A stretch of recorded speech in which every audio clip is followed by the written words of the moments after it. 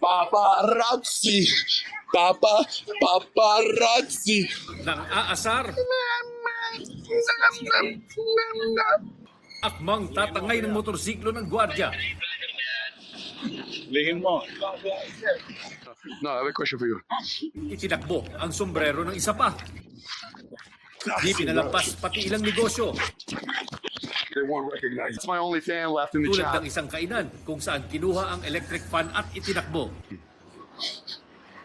Pati nga sa Boracay, nangaasar din ng vlogger. There we're gonna be practicing in 5 minutes to understand how to take off the boards using our knees. Pinagbumura ang ilang empleyado nang payuhan siyang magsuot ng helmet. No, he's not joking. He's not joking. Ang lahat ng yan, for the content pala talaga ng Russian vlogger na si Vitaly Dorovetsky. Pero maraming pumuna at hindi natuwa sa panggugulo ng dayuhang vlogger. Kaya nahaharap siya ngayon sa patong-patong na reklamo at inaresto ng mga otoridad sa Pasay City. Inireklamo kasi siya ng isang gwardyang pinagkatuwaan niya sa Taguig. Sinampahan siya ng reklamong theft, unjust vexation, alarm and scandal at violation ng anti-cybercrime law sa Taguig City Prosecutor's Office. Nagkaroon ng theft dahil ninakaw yung sombrero ng guard, tapos yung dahil nag-post siya kaya nagkaroon ng cybercrime. Opo. Then ito, yung mga guard, parang inaasar niya eh. Meron na mga alarm na scandal, nag-create siya ng ano doon. Sa the public place, disruption of public.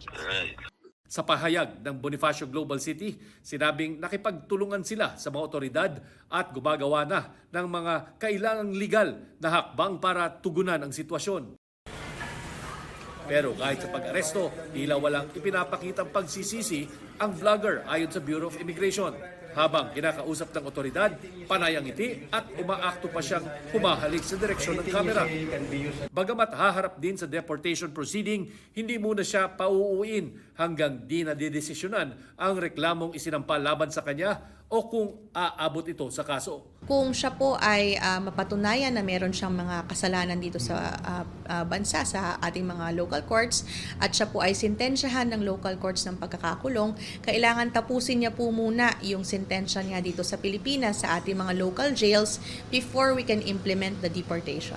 Halos tiyak naman ang deportation dahil sa paglabag niya sa mga panuntunan ng Bureau of Immigration para sa mga dayuhan. Nakita natin yung mga acts niya doon sa mga pinost niya sa social media ay talagang disruptive at hindi kumbaga katanggap-tanggap sa ating society. Kaya ito po lahat ng checklists, kumbaga tick box for being an undesirable alien, chinikan na niya. Sa isang pahayag, pinasalamatan ng Department of Tourism ang mga law enforcement agencies at BI sa kanilang mabilis na aksyon laban sa vlogger. Base naman sa mga nakalap na impormasyon ng immigration, dati na ring naaresto sa iba pang mga bansa ang dayuhang vlogger dahil din sa mga pang-aasar at panggugulo niya. Para sa GMA Integrated News, ako si Chino Gaston, ang inyong saksi. Mga kapuso, maging una sa saksi. Mag-subscribe sa GMA Integrated News sa YouTube para sa iba't ibang balita.